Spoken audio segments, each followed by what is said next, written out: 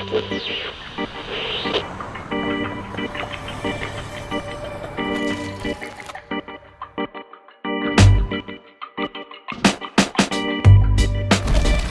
outside today in London. We're here at Fred Perry headquarters to meet John Tate, Head of Creative, to look at the brand's extensive archive.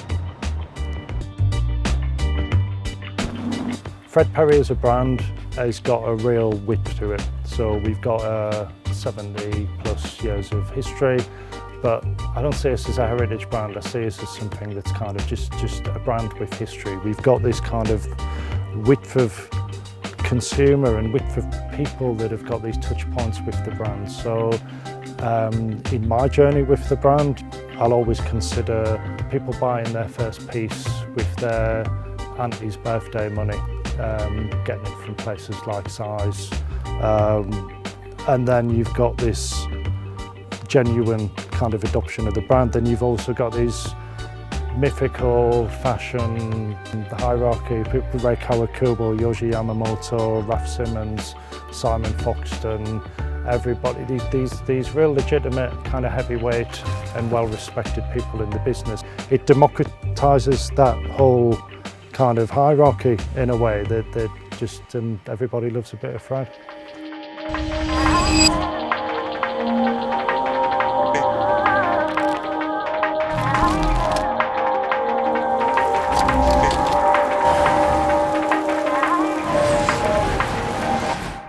Absolutely, he was a bit of an outsider.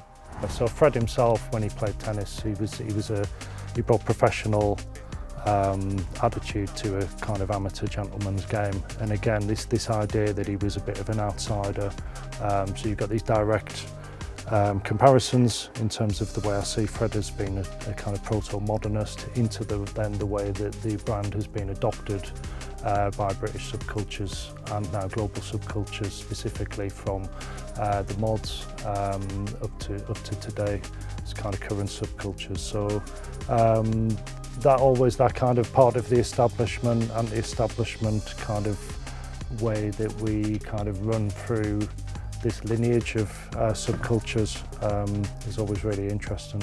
I think the thing that attracts subcultures to Fred Perry is it's partly it's part of a uniform now. So I think in that adoption of specifically the shirt, how it can be adopted by subcultures and it can be made its own. It can be styled in different ways. It can be worn with things. One of the great things about the shirt was it was what specifically when it was made that leap from sportswear to streetwear in the 1960s. It was something that the things that people wore with the shirt were the thing that made the shirt what it is.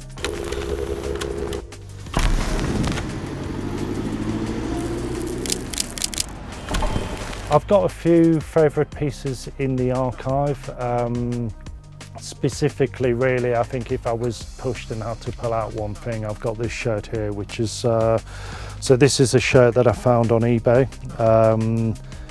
And it's a 1960s green label Fred Perry shirt made in Britain. And it's got 1970s Northern Soul patches on, so this is all original.